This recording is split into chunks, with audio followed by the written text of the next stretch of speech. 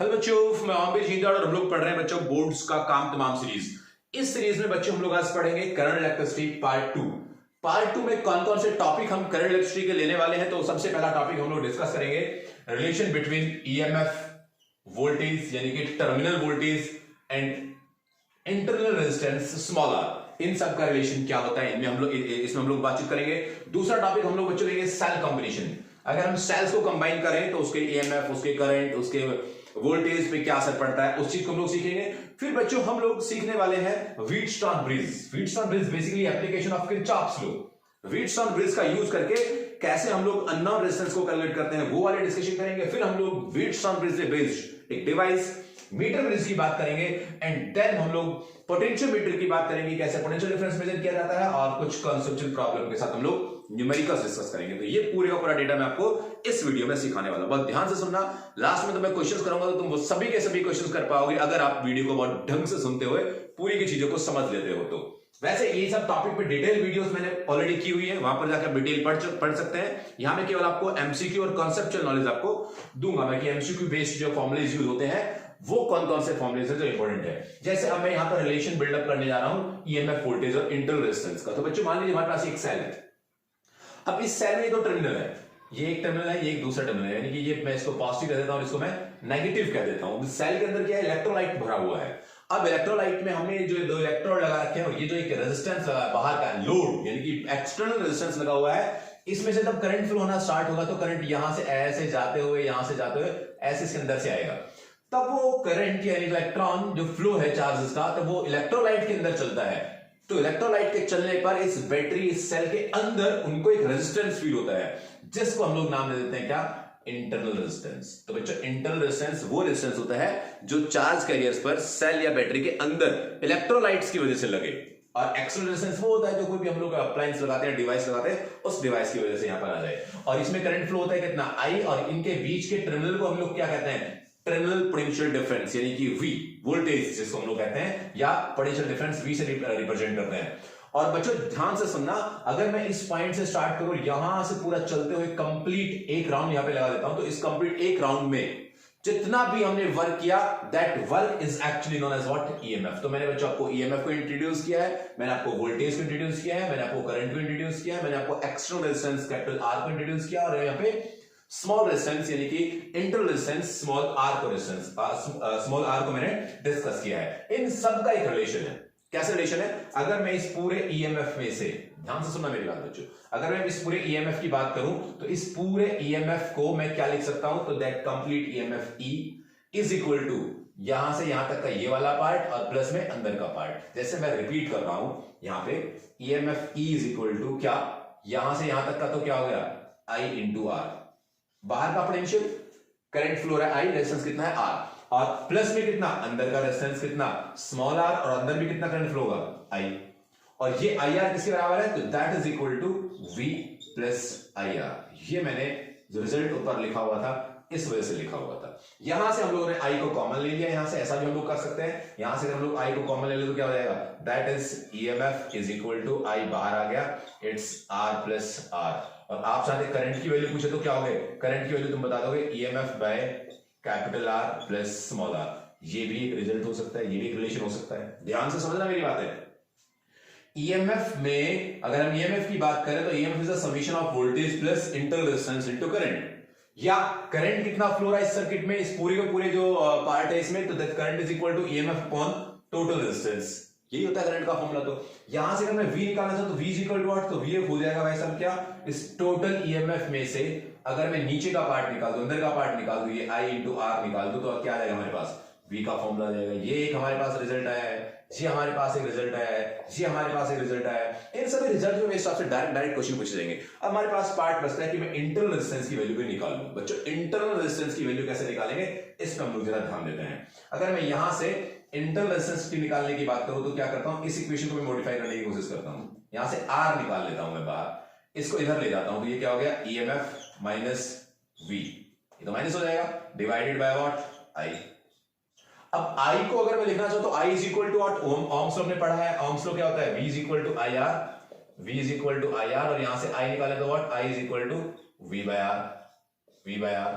तो ये आई हमें क्या मिल गया, v बाय आर। तो यहां से मैं आई को क्या लिख देता हूं बच्चों, तो मैं आई को v बाय आर लिख देता हूं। यहां पर मैं इस रिलेशन को बिल्डअप करता हूं, that r is equal to EMF minus voltage divided by I is equal to v by R, v by R. तो ये r यहां पे ऊपर आ गया। अगर मैं इसको कह दूं कि मैं इसे कॉमन ले लेता हूं, तो r is equal to r मैंने बाहर कॉमन ले लिया, अंदर बचता है क्या, EMF minus v by v।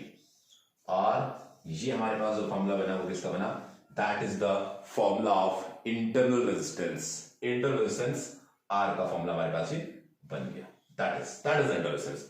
यहां से आपसे बहुत सारे क्वेश्चंस पूछे जा सकते हैं, बहुत सारे क्वेश्चंस बन सकते हैं, वो आप बता देंगे, लेकिन आप इस बात को जरूर ध्यान में रखें, जो वोल्टेज है that voltage is less than the EMF.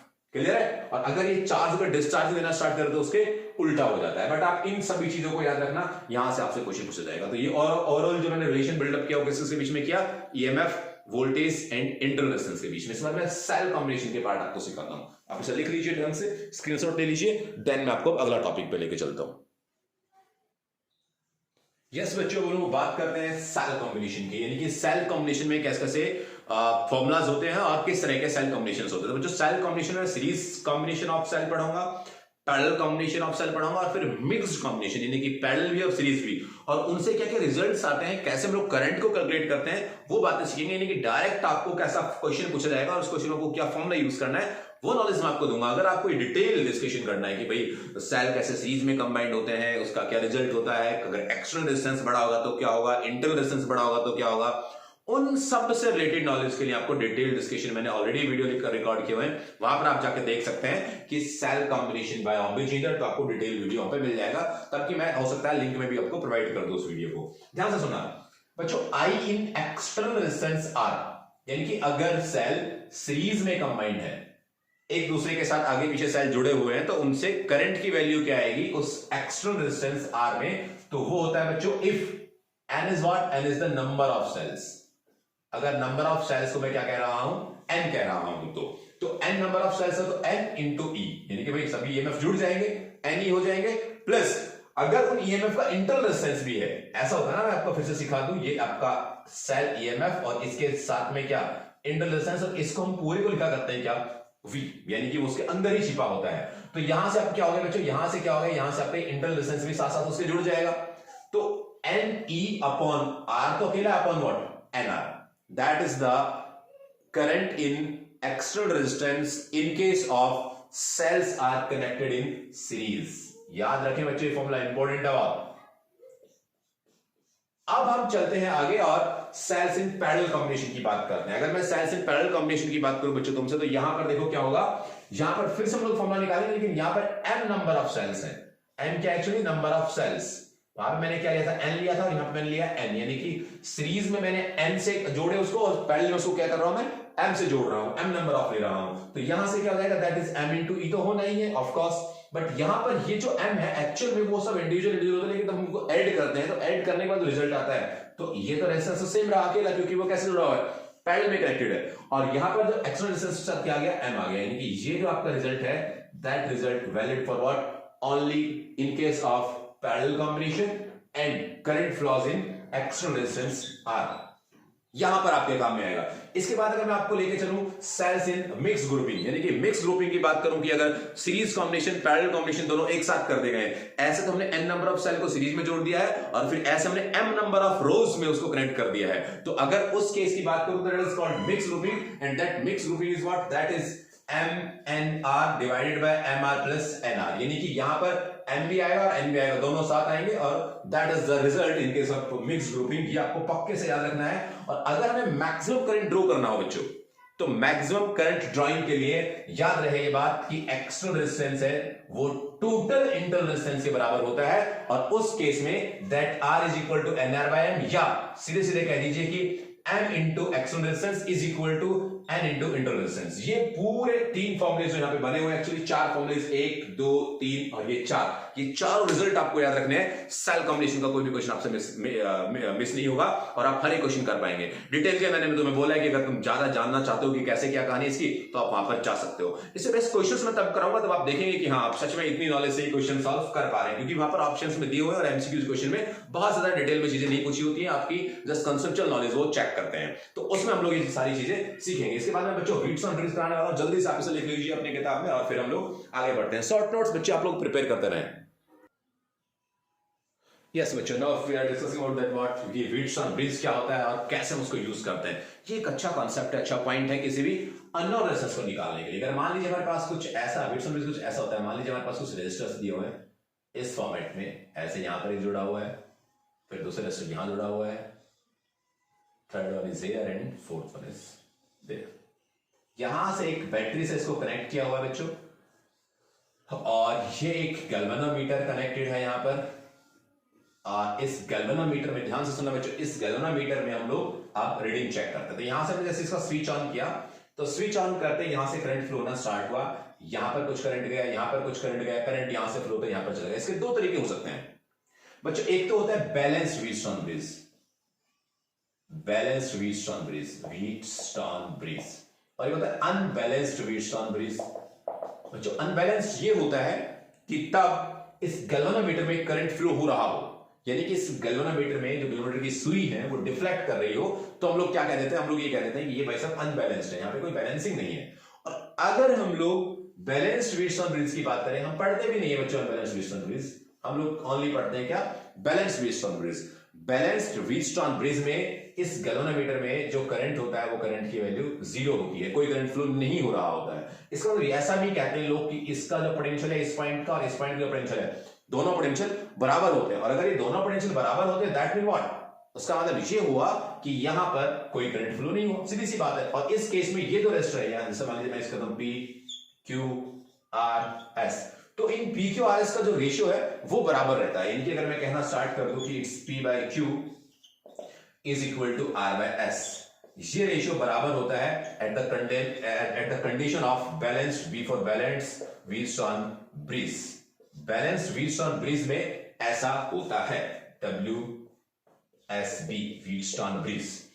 जो बैलेंस की कंडीशन बता रहा हूं मैं आपको। और यहां पर अगर मान लीजिए P आपको दे रखा है, Q आपको दे रखा है, R आपको दे रखा है, S आपको निकालना है, इजीली निकाल सकते हैं। अगर तो 3 रेजिस्टर्स दे रखे हैं और एक निकालना है, तो या आपको करंट निकालना है या आपको इस तरीके से डिस्कस करना हो कि ये इसके रेशियो और इसके रेशियो के बराबर हो, तो डायरेक्ट आप क्या अप्लाई कर सकते हैं, व्हीटस्टोन ब्रिज अप्लाई कर सकते हैं। ये मैंने बच्चों आपको व्हीटस्टोन ब्रिज की जानकारी दी कि व्हीटस्टोन ब्रिज क्या होता है और डायरेक्ट आपको कैसे उनको यूज कर लेना है अगर गैल्वेनोमीटर में कोई करंट फ्लो नहीं हो रहा है। तो इसकी एप्लीकेशन है मीटर ब्रिज। मैं यहाँ पे मीटर ब्रिज छाप देता हूं, पूरे का पूरा डायग्राम बना देता हूं, आपका टाइम बच जाएगा। चलिए और पॉज करके मैं इसको डायग्राम को बना देता हूं, फिर हम उसको डिस्कस कर लेंगे।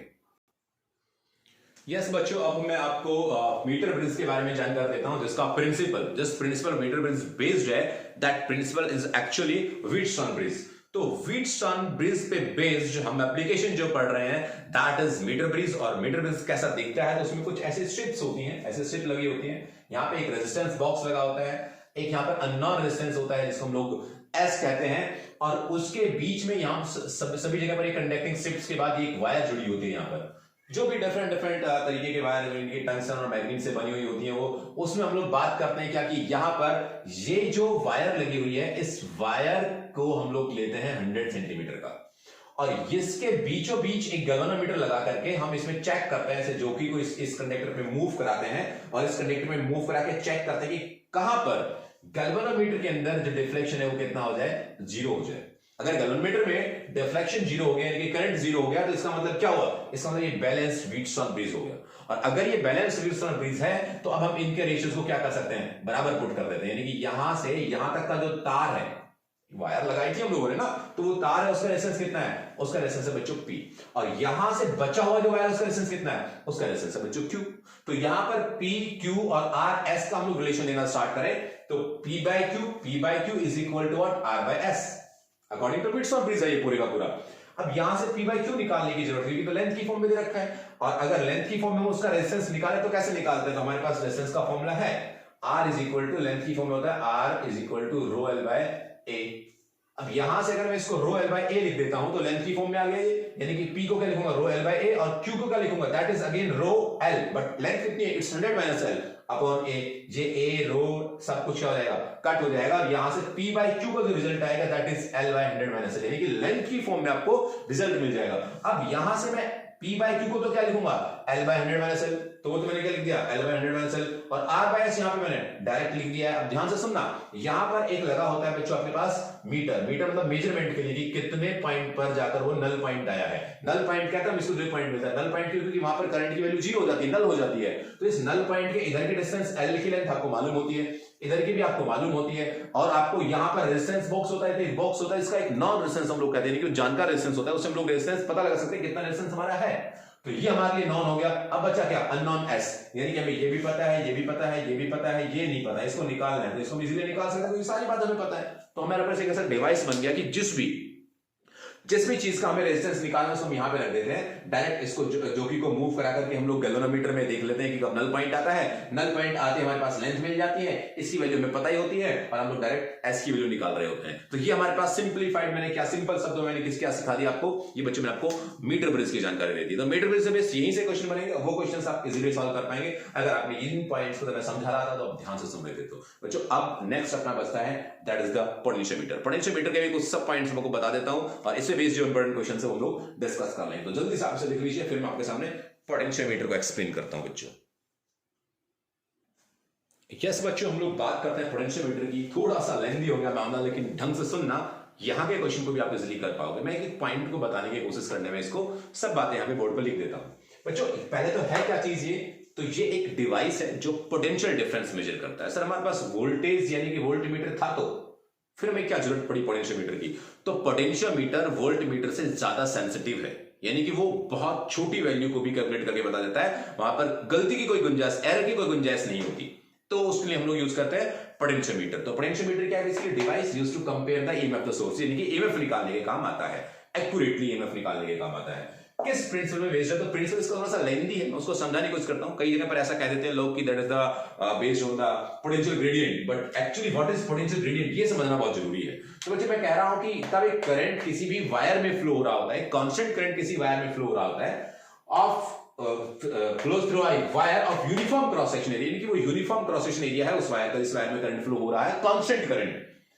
The potential across any length of wire is directly proportional to that length, यानी कि उसमें जो पोटेंशियल फ्लो हो रहा है, ध्यान से सुनना, उसमें जो पोटेंशियल फ्लो हो रहा है that potential is directly proportional to the length, की पोटेंशियल बढ़ेगा अगर लेंथ बढ़ी तो V is proportional to L, और यहां पर एक कांस्टेंट इस प्रोपोर्शनलिटी के साइन को हटाने पर मिलेगा, and that constant is actually K, and इस कांस्टेंट का नाम बच्चों हम कहते हैं K is the potential difference per unit length.